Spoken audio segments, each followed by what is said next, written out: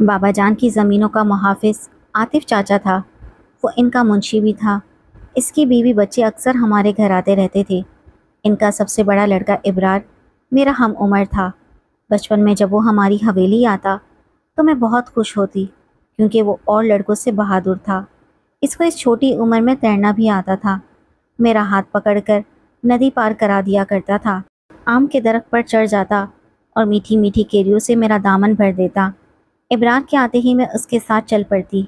हम दिन भर खेतों में घूमते, बेर चुनते और दरख्तों के झुंड में छुपकर गन्ने खाते। वो मज़े मज़े की कहावतें कहानियों के अंदाज में सुनाता। वो मेरा हम मिजाज और बचपन का साथी था। इसके साथ खबर ही ना होती कि कब सुबह हुई और कब शाम हो गई। घर आते तो खूब मार पड़ती, फिर काफ़ी दिन वो ना आता, और जब आता तो हम पिछली मार भूल कर घर से खिसक जाते। खैर, ये तो बचपन की बातें थीं। ज़रा उम्र बढ़ी तो खुद ब खुद सूझबूझ आने लगी। वो भी बड़ा हो गया था, मगर इससे घर की खवातीन का पर्दा नहीं था। मेरी माँ इस घराने की खिदमत की वजह से इब्रार का ख्याल करती थी।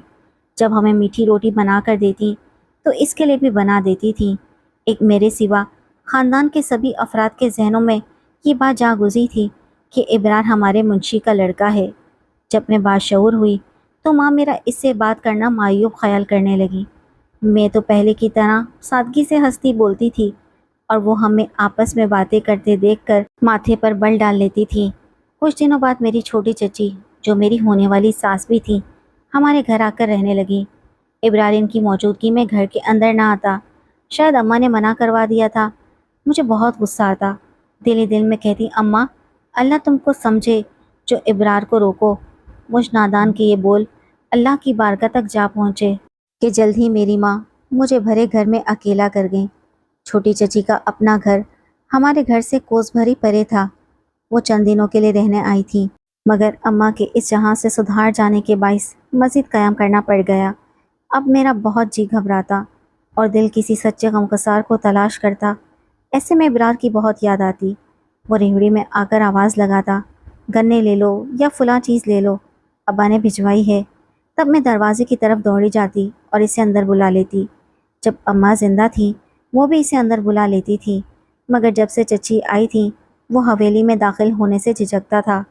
दरअसल दिल में मैंने ठान ली थी कि मुझे चची के सपूत से शादी नहीं करनी, लिहाजा इनकी ज़्यादा परवाह भी ना करती थी।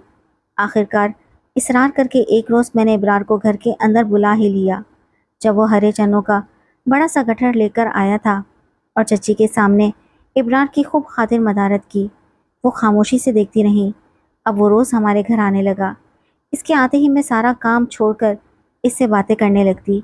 चची को भी अंदाज़ा हो गया कि हम एक दूसरे में दिलचस्पी रखते हैं, मगर उन्होंने कोई रोक टोक नहीं की, बल्कि खामोश रहीं, क्योंकि हर सूरत वो अपने बेटे के लिए मेरा रिश्ता लेना चाहती थी। जब मेरी शादी में 6 माह का अरसा रह गया तो मैंने इसे कहा कि ये औरत तो टस से मस नहीं होती। अब क्या होगा? तुम्हारे वालिद की हिम्मत नहीं होती कि वो बाबा जान से मेरा रिश्ता मांगे। वो रिश्ता मांगे भी तो कैसे? मेरा अब्बा तो तुम्हारी ज़मीनों का रखवाला है। इनको भला वो क्यों का रिश्ता देने लगे? कुछ तो करना चाहिए। मेरी शादी के दिन नज़दीक आ रहे हैं। ये बात सुनकर वो सोच में पड़ गया। बाबा जान ने इन दिनों एक कम उम्र लड़की से शादी कर ली थी और उसे शहर में कोठी लेकर दी हुई थी। वो अक्सर वहीं चले जाते थे।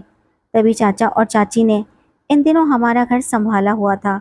चची काफ़ी दिन रहने के बाद आखिरकार अपने घर रवाना हुई और अपनी बेटी को भेज दिया। कहा कि शाहीना अकेली है, इसका जी घबराएगा, तुम इसके साथ रहो। यूँ नासरा मेरे साथ रहने लगी।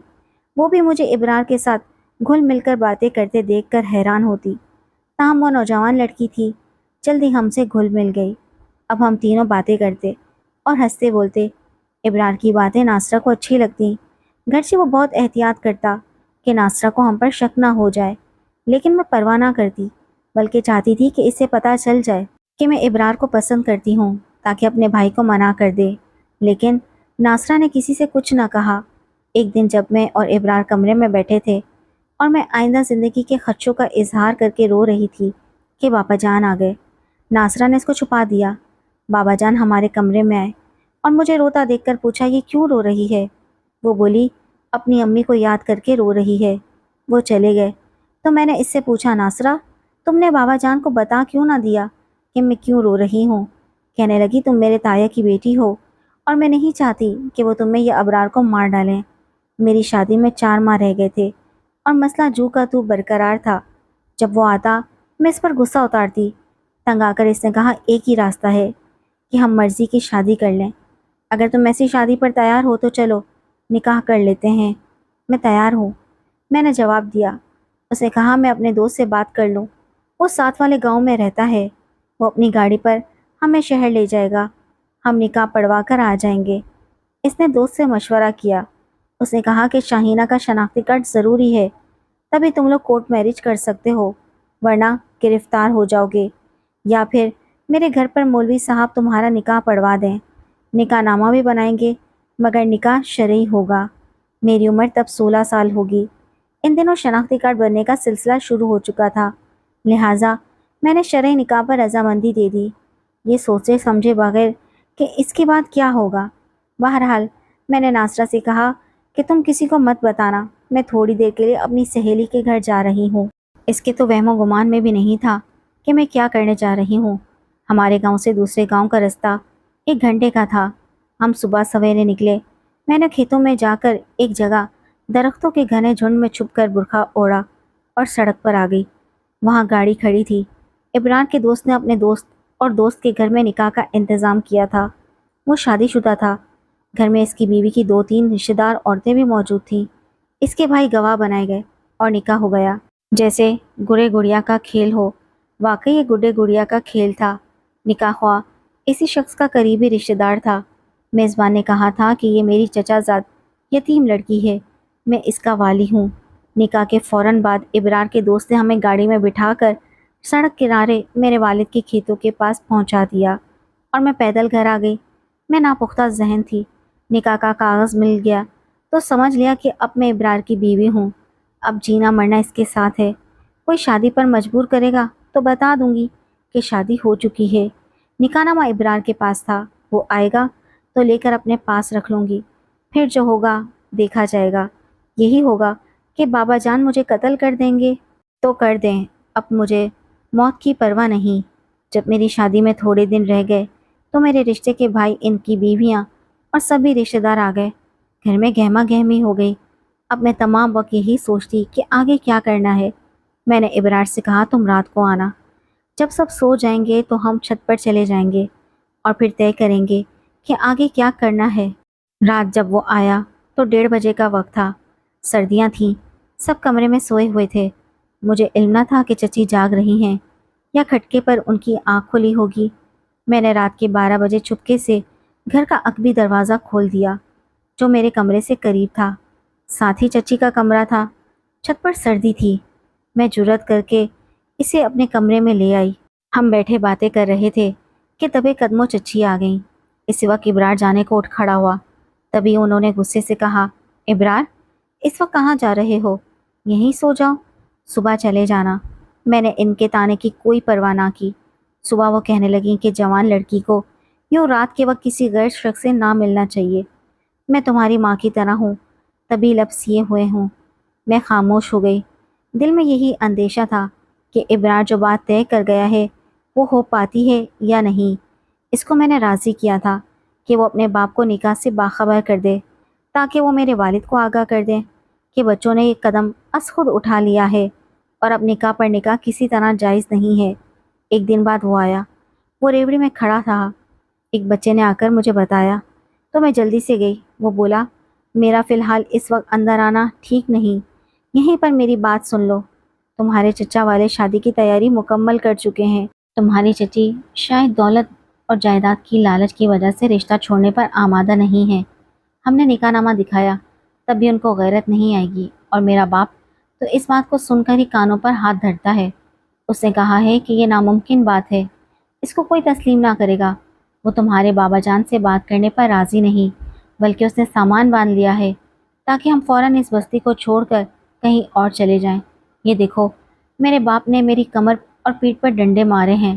یہ کہہ کر اس نے اپنی پشت دکھائی جس پر ڈنڈوں کے نشان تھے۔ کہنے لگا، میں تو سہ گیا، تم نہ سہ سکو گی تو پھر گھر سے بھاگ چلتے۔ میں نے کہا، گھر سے بھاگ کر کہاں جائیں گے؟ تمہارے والد ہمیں ڈھونڈ لیں گے۔ میرا بوڑھا باپ، ماں، بہن، بھائی سب جیل میں بند کر دیے جائیں گے۔ ہم اپنی مرضی سے نہیں جی سکتے، اپنی خوشی سے شادی نہیں کر سکتے۔ ہم مجبور لوگ ہیں۔ تم یہ حقیقت مان لو، ابا نے مجھے بڑی کراکری مار مار کر سب کچھ اچھی طرح سمجھا دیا ہے۔ تم تو ابا کی مار سے ڈر گئے ہو۔ نہیں، میں تمہارے انجام سے ڈرتا ہوں۔ تمہاری زندگی مجھے عزیز ہے، میں تمہاری خیر چاہتا ہوں۔ میں ایسی مجبور زندگی جی کر کیا کروں گی؟ مجھے دو نکاح نامہ، میں خود اپنے بابا جان سے بات کروں گی، وہ مجھ سے بہت محبت کرتے ہیں، میں ان کو منا لوں گی۔ تمہارا خیال غلط ہے۔ میرے ابا نے کہا کہ شاہینہ سے کہو اپنے باپ کی عزت سے نہ کھلے۔ پھر اس نے نکاح کے کاغذات جیب سے نکالے اور مجھے دینے کے بجائے پھاڑ ڈالے اور کہا یہ ٹکڑے بھی جلا دو۔ ہم اب اس بستی سے جا رہے ہیں، ہمیشہ کے لیے۔ یہی میرے ابا کا فیصلہ ہے۔ یہ کہہ کر وہ چلا گیا۔ وہ چلتے ہوئے لنگڑا رہا تھا۔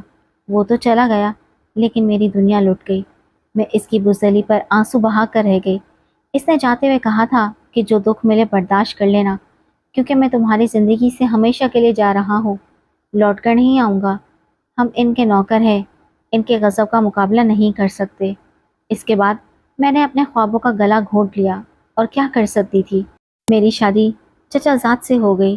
ساس شاید مجھ پر بہت ظلم ڈھاتی، مگر میں ایک بڑی جائیداد کی اکلوتی وارث تھی، اس وجہ سے اس نے اپنی زبان سی لی، بلکہ مجھ سے پیار سے پیش آتی تھی، سمجھاتی تھی کہ بیٹی، شادی گڈے گڑیا کا کھیل نہیں۔ جس مرتبے والے گھرانے سے لڑکی ہو، اس کا جیون ساتھی بھی اسی کے ہم پلہ ہونا چاہیے۔ چچی کا شروع میں سمجھانا مجھے زہر لگتا تھا، لیکن رفتہ رفتہ جب جدائی کے در سے گزری، پختگی آنے لگی اور میں نے سمجھنا شروع کر دیا واقعی وہ ٹھیک کہتی تھی۔ ہم ان دنوں ناپختہ ذہن بچے تھے اور وہ عقل مند عورت تھی، ہمارے معاملے کو حقیقت کی آنکھ سے دیکھ رہی تھی۔ ان کی خاموشی نے ہمیں بھیانک سانحے سے بچا لیا تھا۔ ابرار بہادر نہ تھا۔